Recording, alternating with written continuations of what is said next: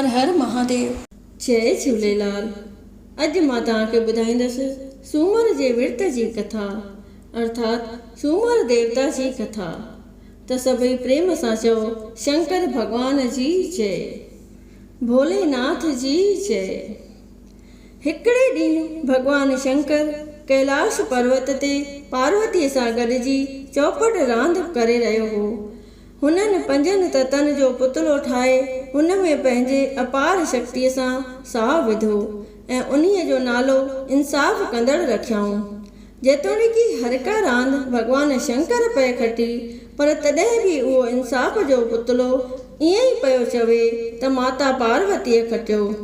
भॻवान शंकर नेठि पंहिंजी माया फेरी, जो हुन हिकदमि सच चई ॾिनो त पिता हमेशह खटंदो पए रहियो ऐं माता हमेशह हाराईंदी पए रही। इंसाफ़ जे पुतले जे वाता इहे अखर ॿुधी पार्वतीअ खे ॾाढो गुस्सो लॻो ऐं पुट खे पारातो ॾिनई त वञी कोड़ो थी। कोड़ जे दुख में व्याकुल थी पार्वतीअ जो पुटु झर झंग भिटकंदो रहियो। आख़िर अमरावती शहर में पहुची हिक वण जे हेठां वेही रहियो।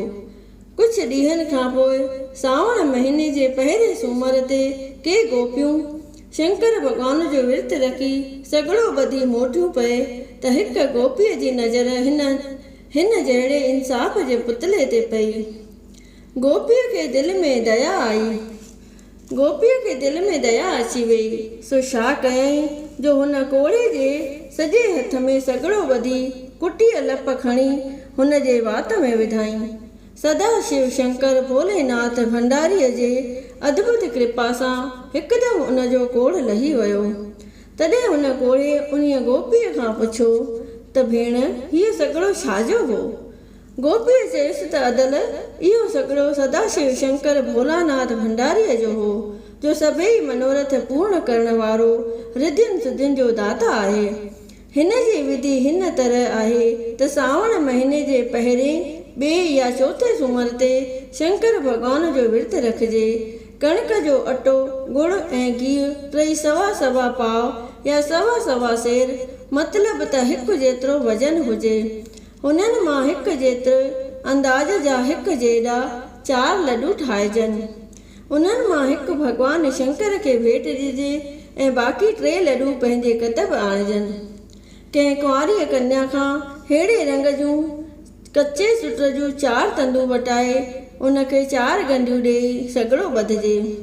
वरी कार्तिक महीने जे पहिरें, ॿिए या चौथे सूमर ते शंकर महादेव जो विर्त रखिजे। साॻिए मथे नमूने 4 लॾूं ठाहे पंहिंजे कतब आणिजनि ऐं सॻड़ो छोड़िजे। एतिरो ॿुधी इंसाफ़ जो पुतलो पार्वतीअ जो पुटु मोटी पंहिंजे माता वटि कैलाश पर्वत ते आयो। पार्वतीअ पुछियुसि त पुट, तूं हितां कोड़ो थी वियो हैं, उन्हीअ कोड़ जो पारातो तोथां कीअं लथो?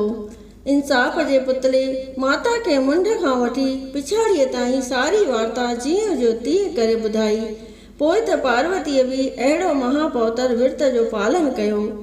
जेको बि सचे भाव, सचे निश्चय सिक श्रद्धा सां मथे महापवित्र विर्त जो पालन कंदो, उन्हीअ जे मन जा सभई मनोरथ महारथ महादेव भोलानाथ पाण पूरा कंदो। हीअ विर्त सभिनी सुखनि जे ॾियण वारो रिद्धियुनि सिद्धियुनि जो दाता आहे। सभई प्रेम सां भॻवान शंकर जी आरती करियो। ओम जय शिव ओंकारा, हर जय शिव ओंकारा, ब्रह्मा विष्णु सदा शिव, ब्रह्मा विष्णु सदा शिव, अर्धांगी धारा। ओम जय शिव ओंकारा, ओम हर हर हर महादेव, एकानन चतुरानन पंचानन राजे, स्वामी पंचानन राजे। हंसासन गरुड़ासन, हंसासन गरुड़ासन, वृषवाहन साजे। ओम जय शिव ओंकारा, 2 भुज 4 चतुर्भुज, 10 भुज ते सोहे, स्वामी 10 भुज ते सोहे। तीनों रूप निरखता, तीनों रूप निरखता, त्रिभुवन जन मोहे।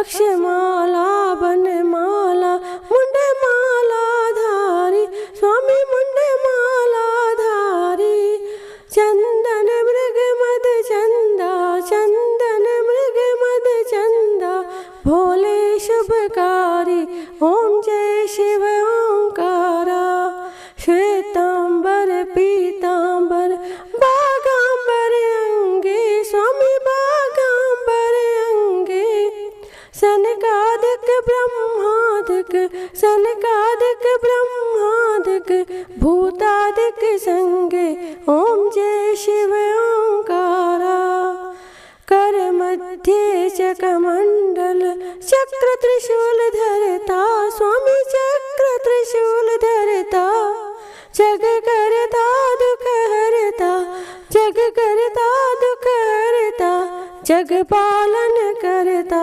ओम जय शिव ओंकारा ब्रह्मा विष्णु सदा शिव जानत अविवेका स्वामी जानत अविवेका प्रणवाक्षर ओम मध्य प्रणवाक्षर ओम मध्य हे तीनों एका ओम जय शिव ओंकारा त्रिगुण स्वामी जी की आरती जो कोई नर गावे स्वामी जो कोई नर गावे कहत शिवानंद स्वामी भरत महामुनि स्वामी सुख संपत्ति पावे घर लक्ष्मी आवे सब दुख मिट जावे ओम जय शिव ओंकारा ओम जय शिव ओंकारा प्रभु हर शिव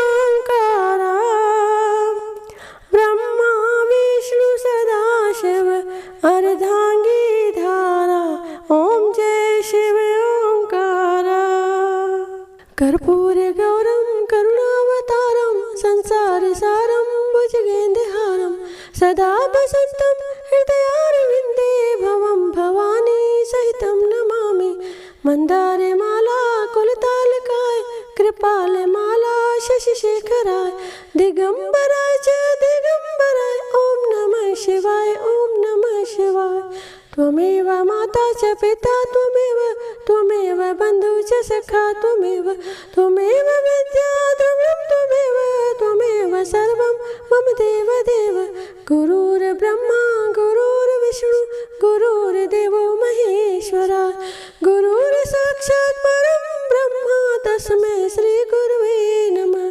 तस्मै